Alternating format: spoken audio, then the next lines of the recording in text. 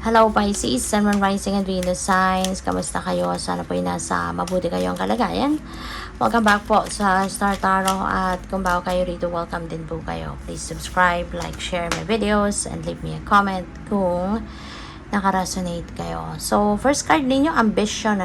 Maybe you are setting new ambitions sa ngayon. Maybe you are setting new intentions as well in your life. Kaya good luck sa iyo.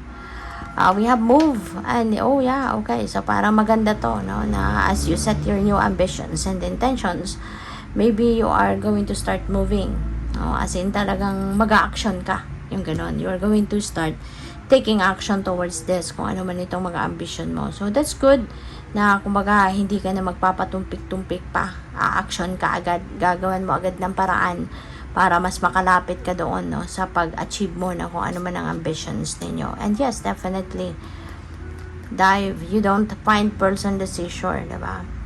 Kaya kailangan mong aksyonan. Kasi kung hindi ka magda-dive, wala ka makukuhang perlas, diba? So, ganun din ito.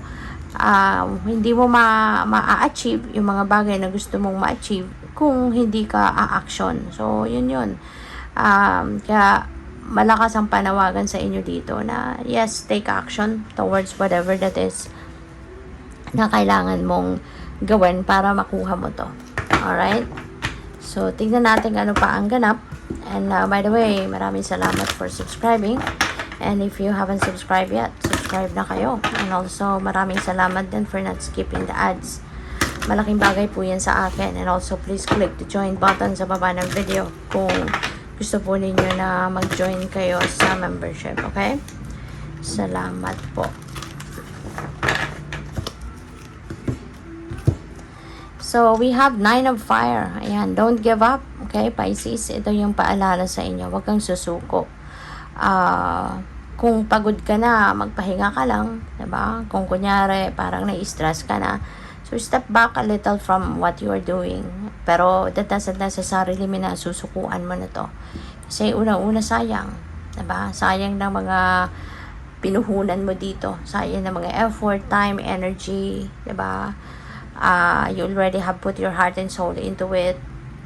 Tapos ngayon, napagod ka, give up mo na, sayang. Kaya this is an invitation para sa inyo na just stay in the course. Yun, kung kailangan mo ng pahinga, okay, magpahinga ka. But that doesn't mean na tatalikuran mo na to ng tuluyan. Okay? Kasi sayang.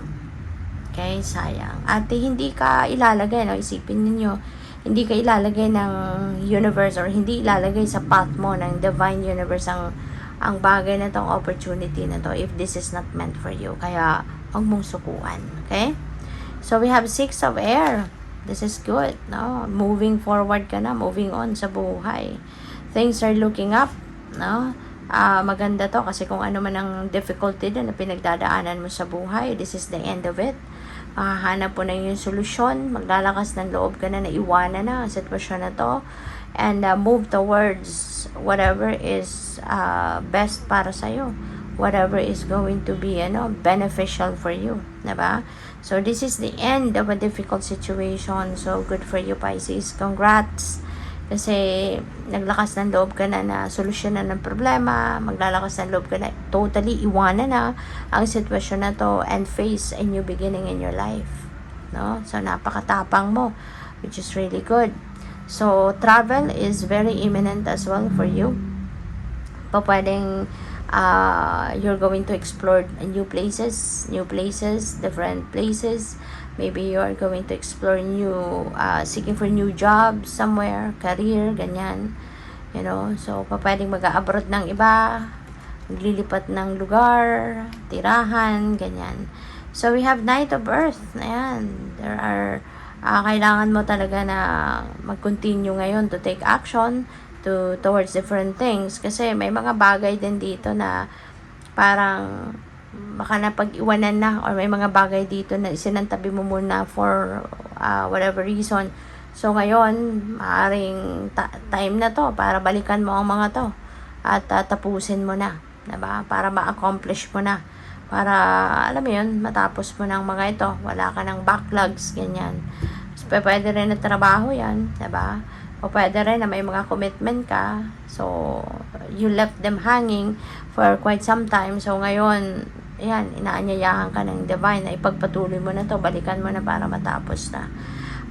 Ask for the help of your guardian angel as well, kasi yung guardian angel mo, lahat tayo, no? Lahat tayo may guardian angels.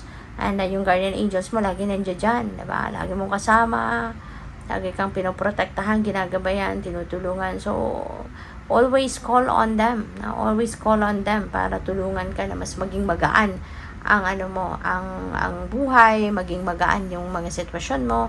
Kasi nandiyan lang sila, nag-aantay lang ang mga yan, no? Natawagin mo. So, what else? We have 4 of fire. Celebration ito, pagtitipon, ganyan.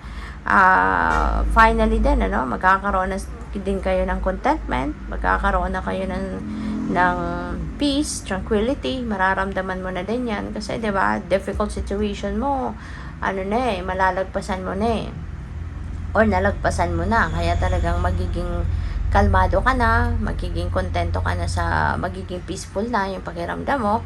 And also, may blessings na paparating. There is abundance now coming your way. Yung abundance na to, that will be, that will be abundance of money, that will be abundance of anything. No? You will be blessed. Kaya magiging masayang-masaya ka. You are also going to experience happy home life. You are also going to succeed, sa ilang mga projects mo, sa ilang mga pinagkakabisihan, pinagkakaabalahan mo. Kaya, good for you. So, what else? We have Knight of Air. Ayan. So, magiging mabilis, ang movement ng mga bagay-bagay, transition, magiging mabilis, yung mga proseso sa buhay mo. Sa ngayon, mga gagawin mo, mga events, magiging mabilis. Kaya, kailangan na kahit papaano, you need to review them, you need to think.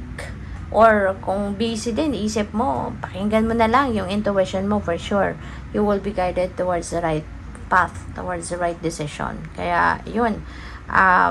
Yun lang, kailangan din na maging maingat ka din sa pagdedesisyon. Kaya pag-isipan mabuti talaga para hindi ka magkamali sa mga desisyon na gagawin mo. Kasi nga, mabilisan yung mga kaganapan.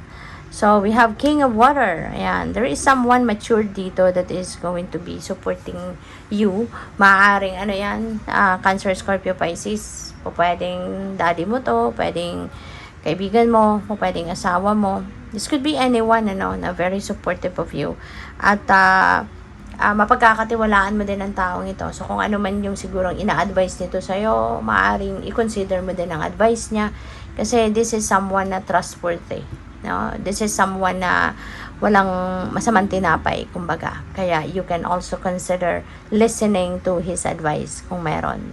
So, good luck. Thank you for watching. Love and light. Namaste.